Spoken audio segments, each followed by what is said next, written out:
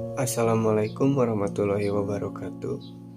Perkenalkan, nama saya Epuriana dengan NPM 10 12 04 57 dari kelas F2 Manajemen. Di sini saya akan membahas tentang kematian.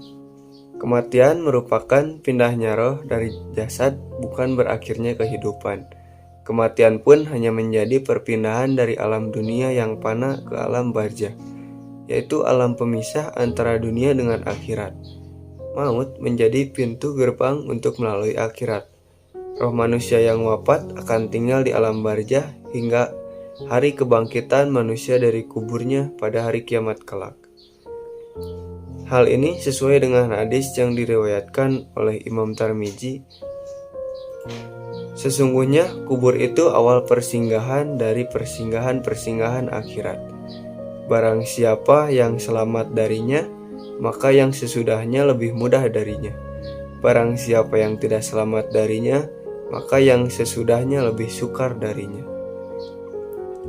Tidak hanya menunggu datangnya sangkakala sebagai petanda kiamat tiba, roh pun bisa berkunjung.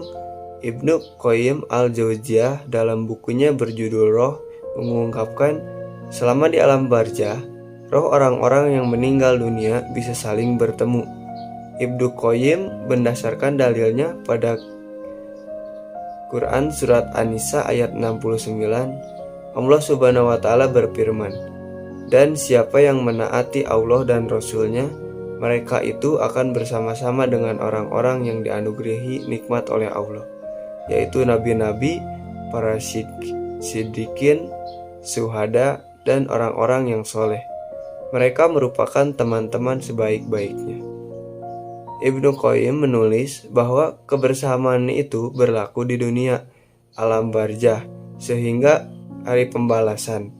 Kata Ibnu Qayyim, ayat tersebut turun saat para sahabat Rasulullah SAW khawatir jika Nabi meninggal dunia dan berpisah dengan mereka. Jarir meriwayatkan dari Masyhur dari Abu Duha dan Masruq, para sahabat Nabi SAW berkata kepada beliau, "Tidak seharusnya kita berpisah dengan engkau di dunia ini. Jika engkau meninggal, maka engkau akan ditinggikan di atas kami, sehingga kami tidak bisa melihat engkau." Di samping itu, Allah Subhanahu wa taala juga berfirman di dalam Quran surah Al-Fajr ayat 27-30. Hai jiwa-jiwa yang tenang, kembalilah kepada Rabb-mu dengan hati yang puas lagi diridhoinya. Maka masuklah ke dalam jemaah hamba-hambaku dan masuklah ke dalam surgaku. Menurut Ibnu Qayyim, roh terdiri atas dua macam, roh yang mendapatkan siksa dan roh yang mendapatkan kenikmatan. Roh yang mendapatkan siksaan atau disibukkan dengan siksaan yang menimpanya, mereka pun tidak bisa saling berkunjung dan bertemu. Sementara roh-roh yang mendapatkan kenikmatan mendapatkan kebebasan dan tidak terbelenggu. Nah, setiap orang yang bernyawa pasti akan mati, dan sesungguhnya akan menyempurnakan pahala kalian pada hari-hari ini. Barang siapa yang dijauhkan dari neraka dan dimasukkan ke dalam surga, maka ia benar-benar beruntung, dan kehidupan dunia tidak ada kesenangan lain yang memperdayanya. Quran surah Al-Imran ayat 168-5. Ada juga kutipan dari surat Al-Imran ayat 185, kematian merupakan suatu hal yang pasti terjadi dan akan dihadapi semua makhluk hidup di dunia bila telah digariskan waktunya. Siapapun, kapanpun, dan kematian akan tetap datang. Bagi manusia yang optimis, ia menganggap kematian itu bukan akhir dari segalanya. Mereka menganggap meninggalkan dunia hanya berpindah dari satu tempat ke tempat yang lain. Dan bagi orang-orang tertentu, kematian haruslah dihadapi dengan suatu persiapan agar bisa memasuki suatu dunia lain dengan damai. Kematian bagi mereka adalah suatu istirahat terakhir dalam damai.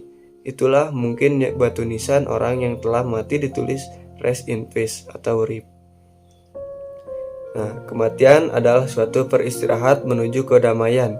Damai adalah kelanjutan dan pendanaan dari mati. Karena kematian adakan menuju kedamaian, dan kedamaian adalah dambaan setiap orang, yang jika tidak ditemukan di dunia orang hidup, mungkin bisa ditemukan di dunia orang mati.